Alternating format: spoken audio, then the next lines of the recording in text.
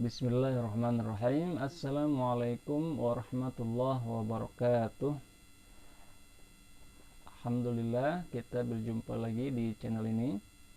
Selamat datang teman-teman sekalian. Bagi Anda yang baru pertama kali mampir, jangan lupa klik tombol like dan subscribe dulu bagi yang belum. Alhamdulillahirrabbilalamin. Wassalatu wassalamu ala ashrafil anbiya'i wal mursalin Sayyidina Muhammadin wa ala alihi wa sahbihi ajma'in wa ba'd.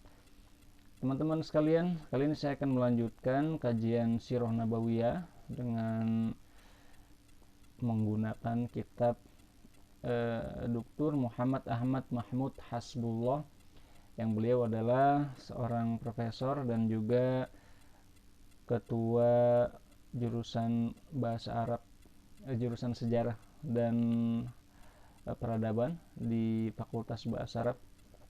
Dosen saya dulu, teman-teman.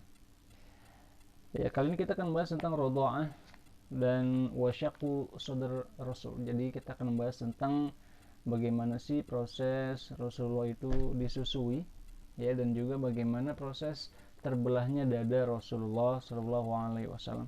Dan kalau waktunya memungkinkan, kita juga akan membahas sedikit ya tentang bagaimana proses wafatnya ibunda Nabi Muhammad Shallallahu Alaihi Wasallam. Sabatan Rasul Sallallahu Alaihi Wasallam. Ya, jadi hadirin sekalian, para penonton sekalian, riwayat yang tetap, ya, riwayat yang dianggap sahih adalah bahwa Rasulullah Sallallahu Alaihi Wasallam, beliau itu menyusu dari seseorang namanya Suwaibah, yang merupakan budak Abu Lahab. Ya, Suwaibah, budak Abu Lahab. Jadi Abu Lahab, meskipun beliau dalam Al-Quran dituliskan catat sebagai penghuni neraka, ya, sudah dipastikan oleh Allah sebagai penghuni neraka, tetapi beliau ternyata pernah berjasa, ya, memberikan budaknya untuk menyusui Rasulullah. Ya, jadi Rasulullah menyusu dari budaknya Abu Lahab. Dan Rasulullah menyusu selama beberapa hari dari Suwaibah yang merupakan budak Abu Lahab. Dan beliau juga pernah disusui oleh Ummu Aiman. Ya, jadi Ummu Aiman juga pernah menyusui Nabi Muhammad Shallallahu Alaihi Wasallam. Kemudian beliau diserahkan kepada Halimah As-Sa'diyah. Jadi ada tiga ibu susu, ya. Nabi Muhammad punya tiga ibu susu. Pertama Suwaibah, yang merupakan budak dari Abu Lahab. Kemudian Ummu Aiman. Yang terakhir adalah Halimah As-Sa'diyah. Dan dahulu orang-orang Arab itu mereka memiliki kebiasaan, ya, terutama orang-orang mulia, orang-orang bangsawan Mekah itu punya kebiasaan untuk menitipkan anak-anak mereka kepada perempuan-perempuan Badui. Kenapa? Karena orang-orang di Badui itu mereka kehidupannya lebih sehat, ya, makanannya lebih alami, kemudian jauh dari polusi. Dan mereka ini bahasa Arabnya masih asli, belum bercampur banyak, belum berinteraksi banyak dengan orang-orang dari negeri-negeri lain. Jadi bahasa Arabnya masih fasih, ya, masih bagus. Jadi memang kondisi masyarakat Badui dan juga lingkungannya itu dianggap lebih baik, ya, untuk pertumbuhan anak-anak, dan juga lebih jauh dari penyakit-penyakit yang ada di kota, ya. Jadi biasanya di kota itu banyak penyakit, virus-virus, ya, makanya corona lebih banyak di kota-kota, ya, karena terjadi interaksi dengan banyak orang dan banyak yang terkena penyakit. Maka karena itu, ya, anak-anak para bangsawan Mekah saat itu kebanyakan dititipkan kepada orang-orang Badui. Nah, ditambah lagi juga unsur faktor kebahasaan, ya, karena orang Badui itu mereka bahasanya lebih fasih, ya, jadi bahasanya belum bercampur dengan orang-orang luar. Selain itu mereka juga sangat perhatian kepada anak kecil, ya. Orang-orang Badui itu mereka lebih sayang, ya, dan juga perawatannya juga lebih intens, gitu ya, kepada anak kecil. Dan itu juga berbeda-beda sebenarnya antara satu kabilah dengan kabilah yang lain. Nah, di antara kabilah-kabilah itu yang paling terkenal dengan perawatan yang baik, ya, pendidikan yang baik bagi anak-anak adalah kabilah Bani Sa'ad. Nah, karena itu ya Rasulullah, karena beliau ini adalah keturunan orang-orang mulia di Mekah dan kakeknya pun adalah salah seorang pemuka Quraisy, ya, pemimpin Quraisy, maka beliau diserahkan di salah satu kabilah yang paling baik, yaitu Bani Sa'id. Nah, Bani Sa'id ini punya seorang anggota namanya Halimah. Ya, jadi makanya disebut Halimah As-Sa'diyah karena dia berasal dari Bani Sa'ad. Dan Bani Sa'ad ini ya tidak hanya terkenal karena mereka itu baik mendidik anak dan juga merawat anak, tetapi juga terkenal karena bahasanya. Ya, jadi bahasanya juga dianggap bahasa Arab yang bagus. Karena itu makanya Rasul dititipkan kepada mereka. Dan juga selain itu mereka memiliki akhlak yang bagus, ya, perilaku yang bagus. Nah, inilah yang membuat keluarga Nabi kemudian memilih Halimah Sa'diyah sebagai perawat dan yang menyusui Nabi Muhammad SAW. Nah, maka ketika datang Halimah Sa'diyah untuk menawarkan dirinya ya untuk merawat Rasulullah,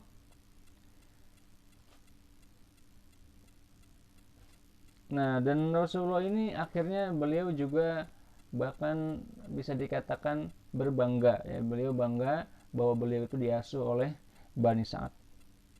Maka salah satu hadis menyampaikan seperti ini, beliau bersabda, Ana a'rabukum, aku adalah orang yang paling Arab di antara kalian. Kenapa? Ana Quraisy, aku adalah orang Quraisy. Ya, orang Quraisy ini bahasanya menjadi bahasa standar di bangsa Arab, ya, bahasanya dianggap sebagai bahasa yang fasih.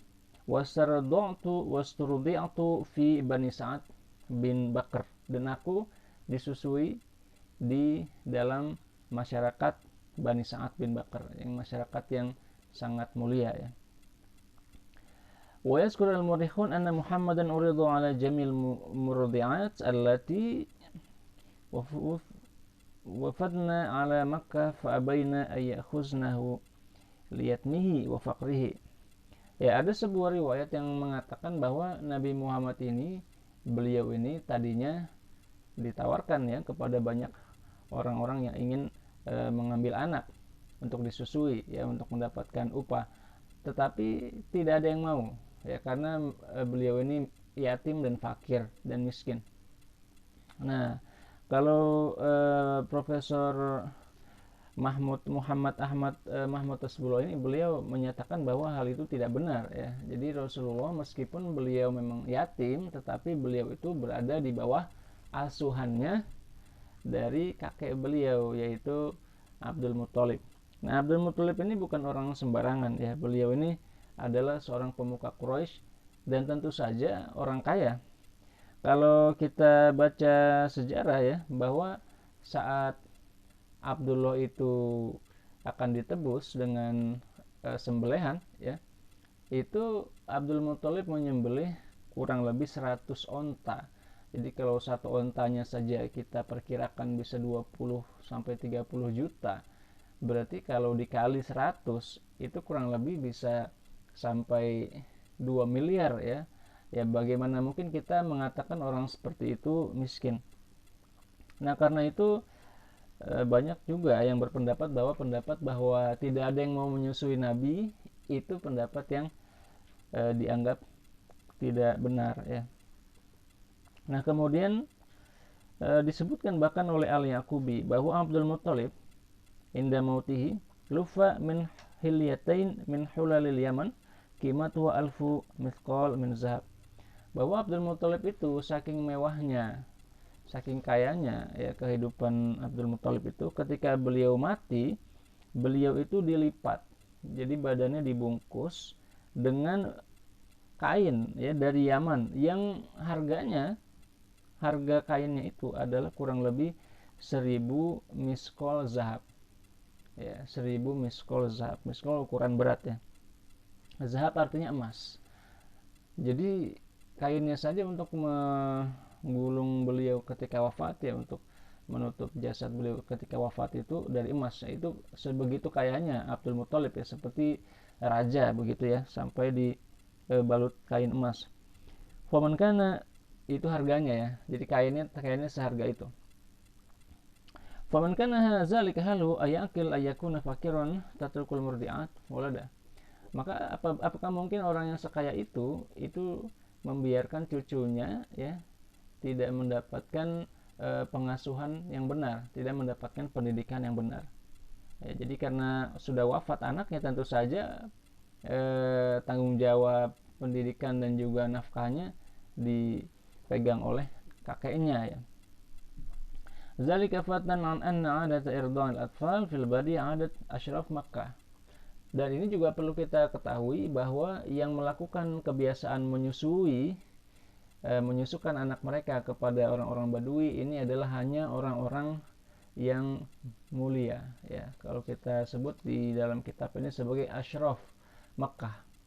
Jadi yang mampu ya menyusukan anaknya ke orang-orang Badui hanya orang-orang kaya saja. Bisa kita katakan seperti itu. Tidak bisa orang miskin ya yang sedang kesulit ekonomi melakukan hal itu. Jadi otomatis kita bisa mengambil kesimpulan bahwa memang Nabi Muhammad saat kecil pun memiliki kehidupan yang baik ya, meskipun ayahnya sudah meninggal bahkan ketika beliau masih dalam kandungan. Wala rukmi min ishtihar qissati Halimah as-Sa'diyah bi radha'aha li Rasul wa ma tara 'alaiha 'ala usratiha min khairin wa barakah illa annaha lam tasbut 'inda ashabil hadis. Jadi ada yang mengatakan ketika Nabi dirawat di Bani Sa'ad itu banyak rezeki datang, kemudian hewan-hewan ternaknya jadi pada gemuk, kemudian tumbuh rumput-rumputan ya, jadi subur tanahnya. Tetapi ternyata hal tersebut tidak kita temukan pada sumber-sumber otentik dari hadis ya, jadi memang riwayatnya belum kita temukan. Dan demikian Nabi Muhammad kemudian beliau tinggal ya bersama Halimah as-Sa'diyah dan juga suaminya bernama Al-Haris bin Abdil Uzza selama 4 atau 5 tahun. Kemudian terjadi sebuah peristiwa yang membuat Halimah dan keluarganya ini harus mengembalikan Nabi Muhammad lebih cepat dari waktu yang direncanakan ya. Yaitu ketika anaknya Halimah Sa'diyah yang kecil itu melihat bahwa Nabi Muhammad dibawa oleh 2 orang laki-laki dewasa. Ya, kemudian Nabi Muhammad ya menurut anaknya Halimah Sa'diyah ini dibelah dadanya. Nah, dibelah dadanya, kemudian dikeluarkan hatinya ya. Hatinya ini nanti menjadi tanda tanya ya bagi kita mungkin yang belajar biologi, ini hati yang diambil hati apa? Apakah hati ya atau hati jantung ya atau lain sebagainya. Nah, ini Allahu a'lam. Wa akhadha minhu 'alaqatan sauda. Kemudian dari hati tersebut diambil hal benda-benda yang menempel yang hitam-hitam, kemudian dicuci ya, hatinya dicuci, kemudian dikembalikan lagi ke tempatnya ya. Jadi ada 2 orang mendatangi Nabi Muhammad, kemudian Nabi Muhammad dibawa ya, kemudian dibelah dadanya, diambil hatinya, kemudian dicuci. Nah setelah dicuci dikembalikan ya. Ini tentu saja hal yang di luar akal sehat ya, kita sebagai manusia tidak mampu menafsirkan lebih rinci. Dan tentu saja saat itu temannya anak dari Halimah Sa'diyah ini kaget ya, dia ini kemudian tentu saja mengira bahwa Nabi Muhammad dibunuh oleh 2 orang itu. Dan kemudian setelah itu ada juga yang berpendapat bahwa ini dibelahnya ini apakah benar-benar fisiknya atau hanya maknawi saja, hanya secara maknawi ya. Jadi memang 2 orang ini ya, berikutnya kita mendapat penjelasan bahwa 2 orang ini adalah malaikat yang membersihkan hati Nabi Muhammad sallallahu alaihi wasallam. Lakin la'allahu yushir ila al-hisanat al-isaat ya, as-sanat allati atfaha Allah ala Muhammad fa sanathu didda masawi at-tabi'ah al-insaniyah wa mafatin al-haya al-ardiyah wa taharathu min hizz syaitan. Ya, jadi ternyata kalau secara maknawi ya, para sejarawan menafsirkan bahwa saat itu Nabi Muhammad dibersihkan hatinya dari kotoran-kotoran yang mengotori hati seperti sifat-sifat buruk ya, kemudian sifat-sifat kemanusiaan yang buruk, yang jelek, yang bersifat duniawi, keduniawian itu dibersihkan dari hati beliau, dan juga dibersihkan dari bagian-bagian setan yang ada dalam hati manusia. Dan telah terjadi ya peristiwa pembelahan dada Nabi ini kurang lebih dari sekali, aksar min marrah. Dan yang paling terkenal, yang paling masyhur adalah ketika beliau berada di tempat Badiyatu Syam, Badiyatu Bani Sa'ad tadi ya, di tempat tinggal lingkungannya Bani Sa'ad. Dan yang kedua adalah ketika malam Isra Mi'raj. Jadi malam Isra Mi'raj, jadi dalam riwayat itu sebelum beliau terbang ya dari Masjidil Haram ke Masjidil Aqsa, beliau itu dibelah dulu dadanya, dibersihkan oleh malaikat